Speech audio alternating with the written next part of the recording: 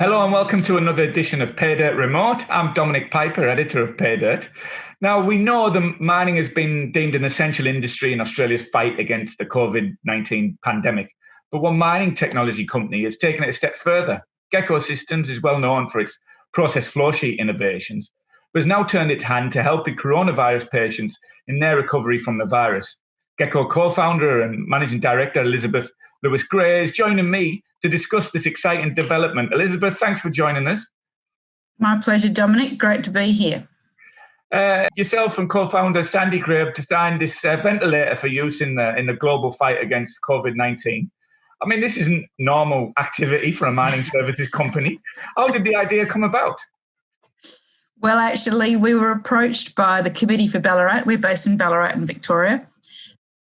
We were approached by the local committee who had spoken to the hospital, and they were concerned about what their access would be to ventilators in the event that the infections got out of hand. And particularly being a regional hospital, they were really concerned that all the ventilators, if the government accessed them, would actually go to the major city hospitals, and what would happen to the regions. So they really approached us and said, would this be something that you guys could help us with? And of course, I spoke to Sandy about it, and Sandy, being Sandy, said, I'm sure I can do something. And he got onto it. You said Sandy got onto it, and here we are. But how long did it take to put a prototype together? It really only took him, from the time he sort of really started bending his mind to it, it took him about 5 days. It was pretty quick. He obviously worked very closely with our engineering team. We've got a team of pretty amazing people and, engineers. And he also engaged very closely with a clinical anaesthetist in Ballarat who really, helped him understand what was required and gave him some of the fittings and things that actually you then insert into the patients.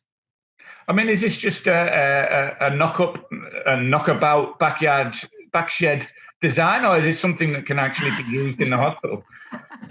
Well, it started out looking like a knock-up sort of backyard design because he had to do it at home because obviously we weren't all operating from work. But it's not, it really is a very serious prototype, and we're certainly now confirming all the parts. We have to be able to buy components that actually are accessible globally, and this is one of the problems for a lot of the other ventilator manufacturers, that parts have all been purchased and available in the supply chain. So, we really had to go out and find which parts were available before you can finalise the design of the prototype. So you've also received some funding from the Victorian government as well. Yeah, that's right. We're incredibly fortunate. I suppose we got onto it very quickly. I think that's part of the key. The Victorian government were very much on the front foot. I've worked with the Victorian government in the past, so I knew some of the people to call to find out where we would put together a proposal. And myself and the team wrote a proposal in sort of 18 hours. And put it together, and it was a staged proposal, valid proposal, and then secondly to make sure that we could build the prototypes, that we could get it through Therapeutic Goods Administration, and then we could take it on to manufacture. And so where to from here then? When can we expect to see the manufacture of the first ventilator? So the government's funded us to bring the product to be manufacturing ready. So they've funded another company, strangely enough, Gray Innovations, which has no relation to us, but same name. They've actually worked with the federal government. They're licensing a product, whereas we're designing our own product. And so they're moving to build. We've been funded to get to manufacturing ready, and that means getting the product designed, prototype tested, and through the therapeutic goods. And it's really the Therapeutic Goods Administration that is the most complicated part of the process and time-consuming. And really, we're just working all day, all night, all weekends to sort of get through this process. Have you seen much offers of support from others within the mining sector? Look, it's just absolutely extraordinary, the offers of support coming from both within the mining sector and outside the mining sector. So certainly quite a number of mining companies and people in the industry have contacted us with, saying, can we help you fund it, or can we help you deliver the product to places, so maybe some remote places that they're working, wanting to get access to stuff for their local communities. So,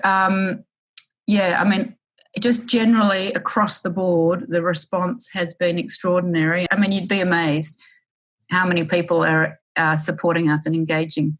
It sounds like a great collaborative and community effort, and sign of the times, I think. Pretty inspirational.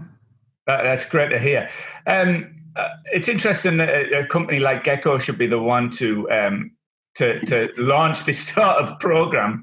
What does it say? Does it say anything about the culture of Gekko systems and how you go about things? Well, I think we've always prided ourselves on having a very cross-functional capability at Gekko, and certainly, we're a one-stop shop for innovation, so we can prototype, design, manufacture everything on the one site. So that just really makes us very agile. And there's not that much capability, I think, in Australia these days to do that. We've always had an innovation focus, sometimes I think to our detriment, because the mining industry is always a little bit cautious about innovation, but we've always liked to be at the front end. And also this product speaks to what we do a lot of, pneumatics, hydraulics, control systems. So, actually, when you look at who can design and build one of these, a mining company, that's what we do. Those are the sort of skills we have, and it sort of fits. I think that's how we convince the state government to support us, because obviously you'd think a medical device company would be a more likely company to support, but actually it sits right in our skill sets. And, we can get into manufacture, we think, pretty rapidly. You say the mining industry has always been a bit cautious around innovation, and I know you've got several roles in the sector trying to lead innovation as well. But does it speak to something? Does this design speak to something of what the industry is capable of when it comes to technology and innovation?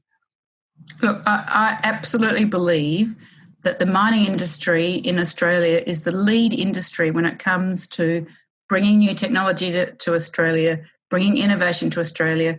It's probably the only industry where we could say we really are a world leader. And in terms of the mining technology services and supply sector, the MET sector, we're definitely, in the top 2 or 3 countries around the world in terms of innovation. So why wouldn't it? I mean, it just seems obvious to me that rapid, agile, world-class innovation comes from a sector that we are world-class in. And we're just very fortunate in this country to have this industry and the related supply sector that is able to respond to it. And it's no surprise that Nev Power is leading the corporate response. We have skills in the mining industry that other sectors don't have. Yeah, it's great. I wholeheartedly agree with that sentiment. Elizabeth, thanks for joining us today. It's a fascinating story, and congratulations. And thanks so much. On behalf of a lot of people, I think well done, and carry on. Yeah, onwards and upwards. Thanks, Elizabeth. Thanks for joining us. Good on you, Dominic.